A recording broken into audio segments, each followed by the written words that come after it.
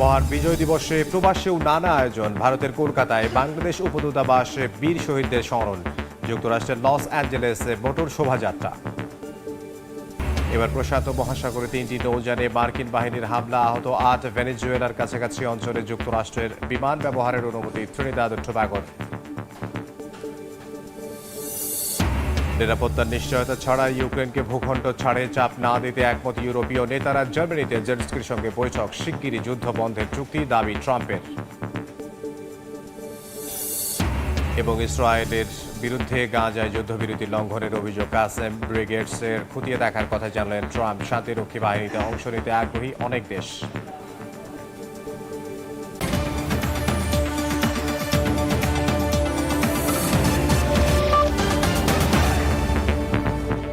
আন্তর্জাতিক সময়ের সঙ্গে আছে আমি ইমদাদুল হক। ভারতেও উদযাপন করা হচ্ছে মহান বিজয় দিবস। মঙ্গলবার ইস্টার্ন কমান্ডের সদর দফতরে শহীদদের প্রতি সম্মান জানান পূর্বাঞ্চলের সেনাপ্রধান। বাংলাদেশ থেকে যাওয়া প্রতিনিধি দলের সদস্যরাও এদিন অংশ নেন বিজয় দিবসের অনুষ্ঠানে। দ্রুত দুদেশের সম্পর্ক স্বাভাবিক হবে বলে আশাবাদ ব্যক্ত করেন তারা। কলকাতায় বাংলাদেশ উপদূতাবাসেও নানা আয়োজনের মধ্য দিয়ে দিবসটি উদযাপন করা হচ্ছে।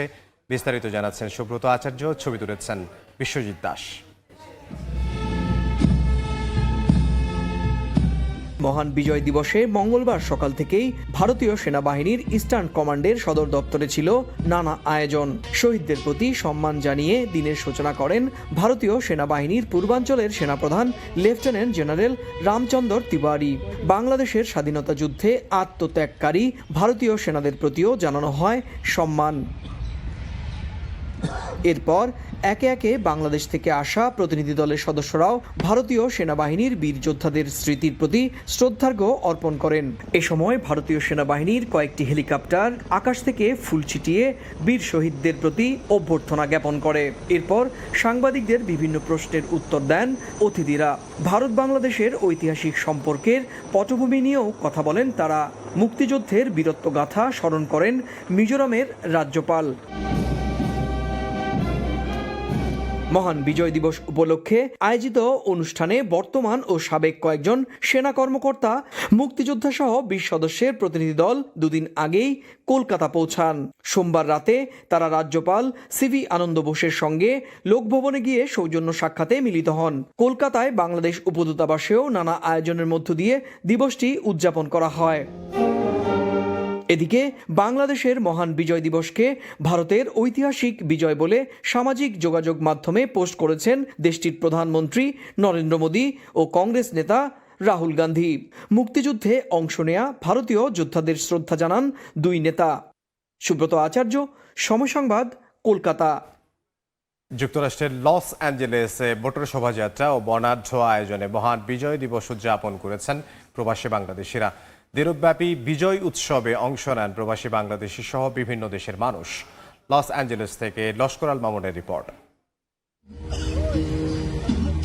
প্রতি বছরের মতো এবারও যথাযোগ্য মর্যাদায় লস অ্যাঞ্জেলেসে মহান বিজয় দিবস উদযাপন করেছে বাংলার বিজয় বহর। শহর কর্তৃপক্ষের সহযোগিতায় গুরুত্বপূর্ণ সড়ক বন্ধ রেখে আনন্দঘন পরিবেশে দিনব্যাপী নানা আয়োজনে উৎসবে মেতে ওঠেন প্রবাসী বাংলাদেশিরা। স্থানীয় সময় রোববার দুপুরে বাংলাদেশের জাতীয় পতাকা দিয়ে সুসজ্জিত মোটর শোভাযাত্রা শহরের বিভিন্ন সড়ক প্রদক্ষিণ করে। এ সময় রাস্তার দুপাশে দাঁড়িয়ে দেশি বিদেশিরা এই শোভাযাত্রা উপভোগ করেন। সকলের সহযোগিতায় অনুষ্ঠানটি সুন্দর করা সম্ভব হয়েছে। আমরা চেষ্টা করেছি আমাদের নূতন প্রজন্মের কাছে বাংলাদেশের কৃষ্টি এবং কালচারকে তুলে ধরার জন্য। বিজয়ের দিনে আপনারা যারা এই অনুষ্ঠানে একত্রিত হয়ে এই অনুষ্ঠানকে সার্থক করেছেন, সবাইকে ধন্যবাদ জানাচ্ছি। আমাদের সবার উপরে বাংলাদেশ। এর আগে জাতীয় পতাকা উত্তোলন, শান্তির প্রতীক পায়রা ও বেলুন উড়িয়ে বর্ণাঢ্য প্যারেডের আনুষ্ঠানিক উদ্বোধন করা হয়। অনুষ্ঠানের প্রধান অতিথি ছিলেন লস অ্যাঞ্জেলেসস্থ বাংলাদেশ কনসুলেটের কনসাল জেনারেল কাজী মুহাম্মদ জাবেদ ইকবাল। এ সময় উপস্থিত ছিলেন grand marshal councilwoman Heather Hutt, parade marshal, সঙ্গীত শিল্পী নকুল কুমার বিশ্বাস সহ সংগঠনের নেতারা। আপনারা সহযোগিতা করেন বলেই আমরা এরকম একটি অনুষ্ঠান আয়োজন। বিকেলে অনুষ্ঠিত হয় আলোচনা সভা, সম্মাননা প্রদান ও মনোজ্ঞ সাংস্কৃতিক অনুষ্ঠান। বিজয় মঞ্চে সঙ্গীত পরিবেশন করেন শিল্পীরা।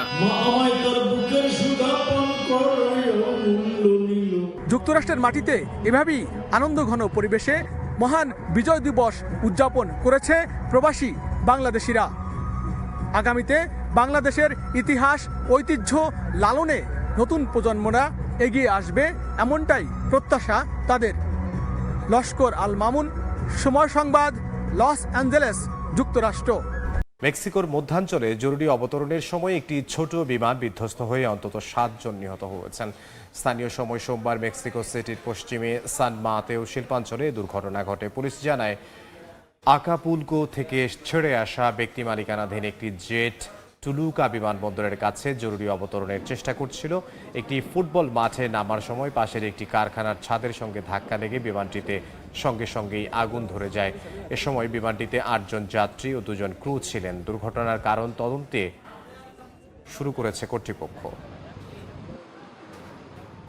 ভেনেজুয়েলার সঙ্গে উত্তেজনার মধ্যেই এবার প্রশান্ত মহাসাগরের পূর্বাঞ্চলে 3টি নৌযানে হামলা চালিয়েছে মার্কিন সামরিক বাহিনী। এতে অন্তত 8 জন নিহত হয়েছেন। মার্কিন সমরমন্ত্রী পিট হেগসেথের নির্দেশে ওই হামলা চালানো হয় বলে জানায় মার্কিন সাউদার্ন কমান্ড। এমন পরিস্থিতিতে কারাকাসের কাছাকাছি অঞ্চলে মার্কিন বিমান ব্যবহারের অনুমতি দিয়েছে ক্যারিবীয় দেশ ট্রিনিদাদ ও টোবাগো। এদিকে ইইউর নিষেধাজ্ঞা আরও 1 বছর নবায়নের সিদ্ধান্তকে প্রত্যাখ্যান করেছে মাদুরো সরকার। ভেনেজুয়েলা উপকূলে তেলবাহী ট্যাঙ্কার জব্দের পর এবার প্রশান্ত মহাসাগরের পূর্বাঞ্চলে 3টি নৌযানে হামলা চালিয়েছে মার্কিন সামরিক বাহিনী। হামলায় কয়েকজন হতাহত হয়েছেন বলে জানা গেছে। লাতিন আমেরিকায় সামরিক উপস্থিতি বাড়ানোর ধারাবাহিকতায় ভেনেজুয়েলার কাছাকাছি অঞ্চলে এই হামলাগুলো চালানো হয়েছে বলে জানিয়েছে ওয়াশিংটন ডিসি। স্থানীয় সময় সোমবার সামাজিক যোগাযোগ মাধ্যম এক্সে দেয়া এক পোস্টে মার্কিন সাউদার্ন কমান্ড সাউথকম জানায় সমরমন্ত্রী পিট হেগসেথের নির্দেশে আন্তর্জাতিক জলসীমায় ওই 3টি নৌযানে হামলা চালানো হয়েছে।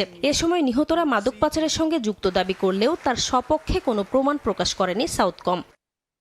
লাতিন আমেরিকার জলসীমায় যুক্তরাষ্ট্রের এমন হামলার মধ্যেই ভেনেজুয়েলার কাছাকাছি অঞ্চলে মার্কিন বিমান ব্যবহারের অনুমতি দিয়েছে ক্যারিবীয় দেশ ত্রিনিদাদ ও টোবাগো। আগামী কয়েক সপ্তাহ মার্কিন সামরিক বিমানের ব্যবহারে নিজেদের বিমানবন্দর খুলে দেওয়ার কথা জানিয়েছে দেশটি। এর আগে সোমবার মাদুরো দাবি করেন ভেনেজুয়েলা থেকে মাত্র 12 কিলোমিটার দূরে অবস্থিত ক্যারিবীয় দেশটিও যুক্তরাষ্ট্রের সঙ্গে তেলবাহী ট্যাঙ্কার জব্দের ঘটনায় জড়িত।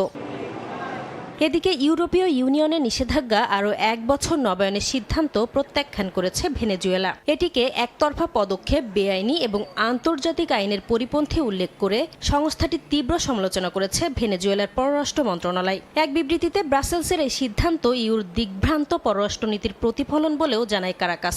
এমনকি ইউ নেতারা ভেনেজুয়েলার বিরুদ্ধে অযৌক্তিক শত্রুতার পথে হেঁটে নিজেদের রাজনৈতিক পতনকেই ত্বরান্বিত করছেন বলে মন্তব্য প্রেসিডেন্ট নিকোলাস মাদুরোর। নাসরিন রুমি, সময় সংবাদ। আন্তর্জাতিক সময় আরও থাকছে। ট্রাম্পের কাছে ক্ষমা চেয়েও নিস্তার পেল না বিবিসি। ব্রিটিশ গণমাধ্যমটির বিরুদ্ধে $1,000 কোটি ক্ষতিপূরণ চেয়ে মানহানির মামলা মার্কিন প্রেসিডেন্টের। নিরাপত্তা নিশ্চয়তা ছাড়া ইউক্রেনকে ভূখণ্ড ছাড় দিতে চাপ দেয়া যাবে না বলে একমত হয়েছে ইউরোপীয় নেতারা। রাশিয়া ইউক্রেন যুদ্ধ বন্ধে জার্মানিতে অনুষ্ঠিত বৈঠকে ইউক্রেনের প্রেসিডেন্ট ভলোদিমির জেলেনস্কি বলেন আলোচনা সহজ না হলেও ফলপ্রসূ হয়েছে। এরই মধ্যে ইউক্রেনের বেশ কয়েকটি স্থান দখলের পাশাপাশি বিভিন্ন শহরে হামলার দাবি করেছে রাশিয়া। পাল্টা কৃষ্ণ সাগরের নভরোসিস্ক বন্দরে রুশ সাবমেরিন ধ্বংসের দাবি করেছে কিয়েভ। পোক্রোভস্কের কাছে এই শহর ঘিরে লড়াই কঠিন হয়ে উঠেছে বলে জানিয়েছে ইউক্রেনের পূর্বাঞ্চলীয় সামরিক কমান্ড। তারা বলছে সেনাদের সহায়তায় নতুন লজিস্টিক রুট খোলা হয়েছে। রাশিয়া দাবি করেছে শহরের 30% বেশি এলাকা তাদের দখলে। রাশিয়ার দাবি জাপোরিজিয়া অঞ্চলের ভারবারিভকা গ্রাম দখল করেছে তারা। অন্যদিকে ইউক্রেন বলছে রাশিয়ার তেল শোধনাগার ও জ্বালানি ডিপোতে হামলা চালানো হয়েছে। দুই পক্ষই শত শত ড্রোন ভূপাতিত করার দাবি করছে। এছাড়া কৃষ্ণ সাগরের নভরোসিস্ক বন্দরে রাশিয়ার একটি সাবমেরিনে হামলার দাবি করেছে ইউক্রেনের নিরাপত্তা সংস্থা SBU। সি বেবি নামের আন্ডার ওয়াটার ড্রোন ব্যবহার করে সাবমেরিনটি অচল করে দেওয়া হয়েছে বলে দাবি কিয়েভের। রাশিয়া এখনও এ বিষয়ে আনুষ্ঠানিক প্রতিক্রিয়া জানায়নি।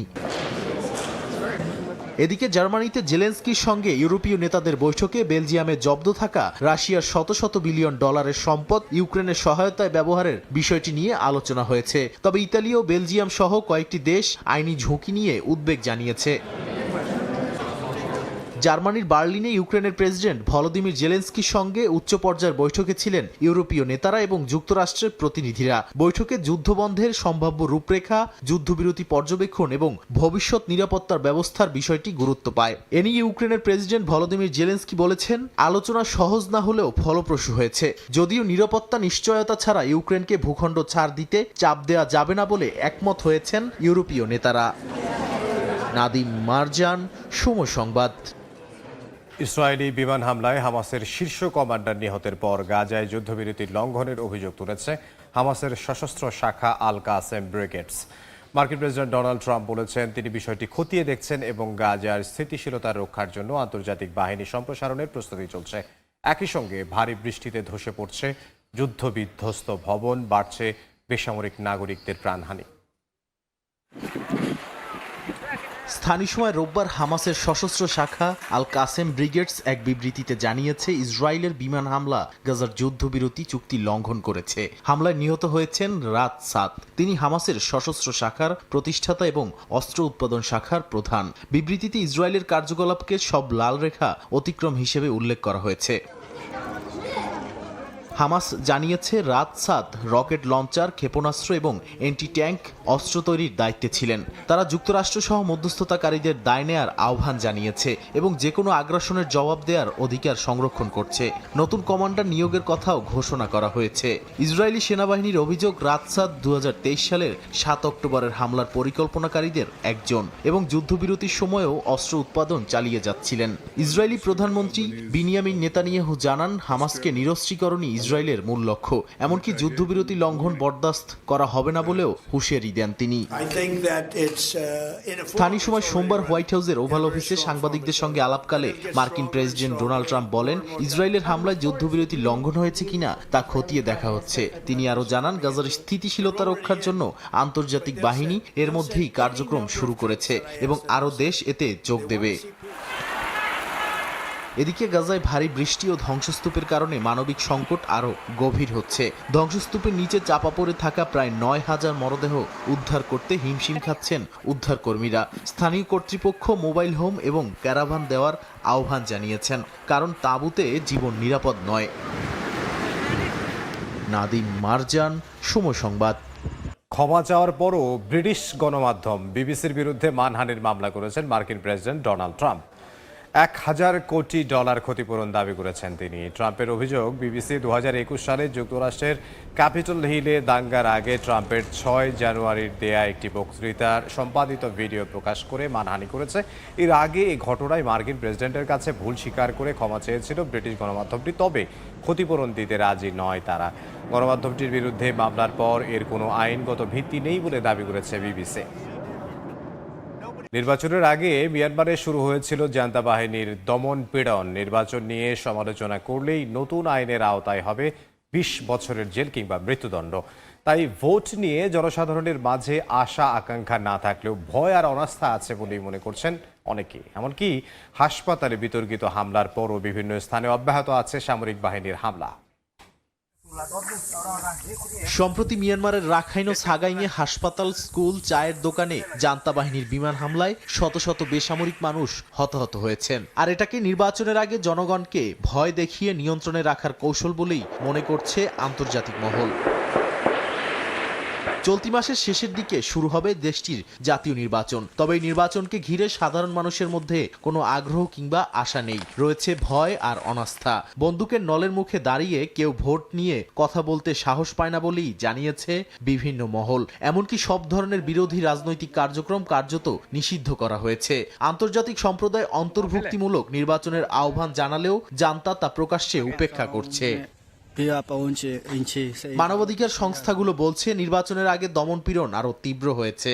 নতুন ইলেকশন প্রোটেকশন আইন অনুযায়ী নির্বাচন নিয়ে সমালোচনা করলেই 20 বছর জেল বা মৃত্যুদণ্ডের বিধান রাখা হয়েছে।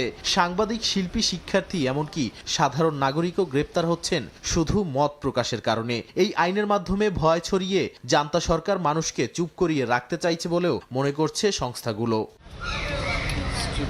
নির্বাচনে অংশ নেয়া রাজনৈতিক দলগুলো অবশ্য ভিন্ন হিসাব কষছে। তারা ভাবছে কতটি আসন পাওয়া যাবে, কে কোন পদে বসতে পারবে। 57টি দলের মধ্যে মাত্র কয়েকটি দল জাতীয় পর্যায়ে প্রতিদ্বন্দ্বিতা করছে, বাকিগুলো ছোট ও জাতিগত দল। বেশিরভাগই জনসমর্থনহীন এবং সামরিক জান্তার রাজনৈতিক রোডম্যাপের অংশ। এনএলডির মতো জনপ্রিয় দল মাঠে না থাকায় তারা সুযোগ দেখছে। নাদিম মারজান, সময় সংবাদ। আন্তর্জাতিক সময়ে আরও থাকছে। কম্বোডিয়ার বিরুদ্ধে আশ্রয় শিবিরে হামলার অভিযোগ থাই সরকারের, বেসামরিক নিহত হওয়ার দাবি। দুদেশের সীমান্ত সংঘাতের প্রভাব প্রতিবেশী দেশ লাওসে। মিয়ানমারের সাবেক নেত্রী অং সাং সুচি জীবিত আছেন কিনা সে বিষয়ে গভীর উদ্বেগ প্রকাশ করেছেন তাঁর ছেলে। দীর্ঘদিন কারাবন্দী থাকা সুচি এখন কেমন আছেন সে বিষয়ে স্পষ্ট কোনো তথ্য নেই বলে জানিয়েছেন তিনি। অং সাং সুচির ছেলে জানান, 2021 সাল থেকে আটক থাকা তাঁর মায়ের স্বাস্থ্য আগেও উদ্বেগের কারণ ছিল, তবে এখন পরিস্থিতি আরও গুরুতর, কারণ তিনি জানেন না সুচি বর্তমানে কেমন আছেন, এমনকি তিনি জীবিত আছেন কিনা সেটিও নিশ্চিত নন। তিনি কর্তৃপক্ষের কাছে সুচির স্বাস্থ্য ও নিরাপত্তা নিশ্চিত করার আহ্বান জানিয়েছেন। এই অনিশ্চয়তা আন্তর্জাতিক মহলে নতুন করে উদ্বেগ তৈরি করেছে। থাইল্যান্ড ও কম্বোডিয়ার চলমান সীমান্ত সংঘাতের প্রভাব পড়েছে পার্শ্ববর্তী দেশ লাওসে। কম্বোডিয়ায় জ্বালানি সরবরাহের অভিযোগে দেশটিতে তেল পরিবহন পুরোপুরি বন্ধ করে দিয়েছে ব্যাংকক। এরই মধ্যে দফায় দফায় চলছে দুদেশের পাল্টা হামলা। নমপেনের বিরুদ্ধে আশ্রয় শিবিরে হামলার অভিযোগ তুলেছে অনুতেন প্রশাসন। এতে সেনা সদস্যের পাশাপাশি বেশ কয়েকজন বেসামরিক নাগরিক নিহতেরও দাবি করা হয়েছে। টানা দ্বিতীয় সপ্তাহে গড়ানো থাইল্যান্ড ও কম্বোডিয়ার সংঘাত চলছে বিতর্কিত সীমান্ত জুড়ে। উভয় পক্ষের সেনারা ভারী অস্ত্র, কামান ও বিমান ব্যবহার করছে। এই লড়াইয়ে এখন পর্যন্ত বহু সেনা ও বেসামরিক নাগরিক নিহত হয়েছেন। সহিংসতার কারণে সীমান্ত এলাকার কয়েক লাখ মানুষ ঘর ছেড়ে নিরাপদ আশ্রয়ে পালাতে বাধ্য হয়েছেন। কম্বোডিয়ার অভিযোগ, থাইল্যান্ড হামলার মাত্রা আরও বাড়িয়েছে। ড্রোন, ভারী কামান ও যুদ্ধবিমান ব্যবহার করে সামরিক ও বেসামরিক স্থাপনায় আঘাত হানার দাবিও করেছে নমপেন। দুই দেশের উত্তেজনার প্রভাব পড়েছে প্রতিবেশী দেশ লাওসে। কম্বোডিয়া জ্বালানি সরবরাহ ঠেকাতে লাওসগামী তেল পরিবহন পুরোপুরি বন্ধ করে দিয়েছে থাইল্যান্ড। থাই সামরিক কর্মকর্তাদের আশঙ্কা, লাওসের উদ্দেশ্যে পাঠানো জ্বালানির একটি অংশ গোপনে কম্বোডিয়ায় পৌঁছে যাচ্ছে এবং তা সীমান্তে চলমান লড়াইয়ে ব্যবহার করা হচ্ছে। এই সিদ্ধান্ত বাস্তবায়ন করা হয়েছে অঞ্চলটির গুরুত্বপূর্ণ বাণিজ্যিক পথ লাওস সীমান্তের চংমেক ক্রসিং দিয়ে। জ্বালানি সরবরাহ বন্ধ থাকলেও খাদ্য ও অন্যান্য নিত্যপণ্যের আমদানি রপ্তানি আপাতত আগের নিয়মেই চলবে বলে জানিয়েছে থাই কর্তৃপক্ষ। তবে বিশ্লেষকদের মতে জ্বালানি বন্ধের এই পদক্ষেপ সংঘাতকে আরও জটিল করে তুলতে পারে। এই যুদ্ধের প্রভাব পড়েছে আঞ্চলিক কূটনীতিতেও। চলমান উত্তেজনার কারণে 16 ডিসেম্বর নির্ধারিত একটি গুরুত্বপূর্ণ আঞ্চলিক বৈঠক পিছিয়ে 22 ডিসেম্বর করা হয়েছে। মালয়েশিয়ার পররাষ্ট্র মন্ত্রণালয়ের তথ্য অনুযায়ী থাইল্যান্ডের অনুরোধেই বৈঠকটি স্থগিত করা হয়। এতে স্পষ্ট সংঘাত শুধু মাঠে নয়, কূটনৈতিক অঙ্গনেও চাপ সৃষ্টি করছে বলেই মত বিশ্লেষকদের। নাদিম মারজান, সময় সংবাদ। বন্যায় বিপর্যস্ত যুক্তরাষ্ট্রের আলাবামা ও ওয়াশিংটন অঙ্গরাজ্য। পানিতে তলিয়ে গেছে রাস্তাঘাট, বাড়িঘর। টানা কয়েকদিনের ভারী বৃষ্টি আর বন্যায় সিয়াটলের দক্ষিণে একটি বাঁধ ভেঙে গেছে। 3টি উপশহরের বাসিন্দাদের সরে যাওয়ার নির্দেশ দিয়েছে স্থানীয় কর্তৃপক্ষ। এই নির্দেশনা নদী সংলগ্ন এলাকার 1000-এর বেশি বাড়ি ও ব্যবসা প্রতিষ্ঠানে পাঠানো হয়েছে। এর আগে ওয়াশিংটনের পশ্চিমাঞ্চলে বন্যায় বিভিন্ন এলাকায় জলাবদ্ধতা তৈরি হলে কয়েক হাজার মানুষকে নিরাপদ স্থানে সরিয়ে নেওয়া হয়। সেখানে উদ্ধার অভিযান এখনও চলছে। রাশিয়ার সাইবেরিয়ার পূর্বাঞ্চলে ইয়াকুৎস্ক শহরে শীতের তীব্রতা আবারও চরম আকার ধারণ করেছে। তাপমাত্রা নেমে গেছে -45 ডিগ্রি সেলসিয়াসে। তবে তীব্র ঠান্ডার মধ্যেও থেমে নেই শহরের কাজ। বাজার, যানবাহন ও কর্মস্থল সবই চলছে স্বাভাবিক নিয়মে। সোমবার রাশিয়ার ইয়াকুৎস্ক শহরে তাপমাত্রা রেকর্ড করা হয় -45 ডিগ্রি সেলসিয়াস। ইয়াকুতিয়া অঞ্চলের তাতিনস্কি উলুস জেলায় তা নেমেছে -52 ডিগ্রি পর্যন্ত। প্রায় 3 লাখ জনসংখ্যার এই শহরকে বিশ্বের সবচেয়ে শীতল শহরগুলোর একটি হিসেবে ধরা হয়। তবে এবারও অক্ষুণ্ণ আছে শহরটির সর্বনিম্ন তাপমাত্রা রেকর্ড। চরম ঠান্ডার মধ্যেও খোলা রয়েছে বাজার। বাজারে জমাট বাঁধা মাছ বিক্রি করছেন বিক্রেতারা। ক্রেতাদের ভিড়ও কম নয়। গরম কাপড় চাপিয়ে বাজার সদাই করতে রাস্তায় নেমে পড়েছেন শহরটির বাসিন্দারা। শীতকে উপেক্ষা করেই চলছে দৈনন্দিন কার্যক্রম। এমন ঠান্ডা আমাদের কাছে নতুন নয়। সঠিক পোশাক পরা আর বাইরে থাকলে নিয়মিত গরম চা পান করা সবচেয়ে জরুরি। আমরা যখনই বাইরে যাই সাথে ফ্লাক্স ভর্তি করে চা নিয়ে আসি।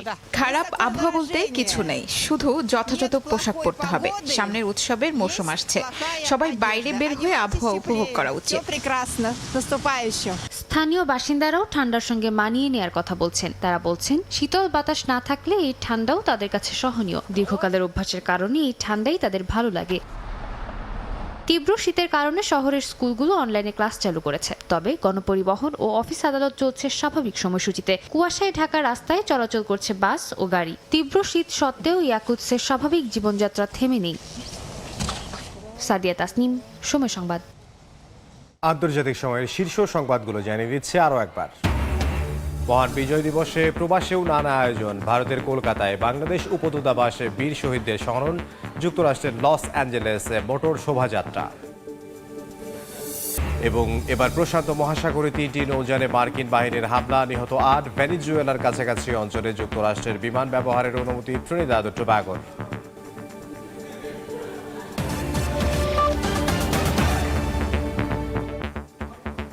এই ছিল আন্তর্জাতিক সময়ে। এরপর বিকেল 5টার সময় সংবাদের সঙ্গে থাকবেন সহকর্মী শবনম নিবিড়।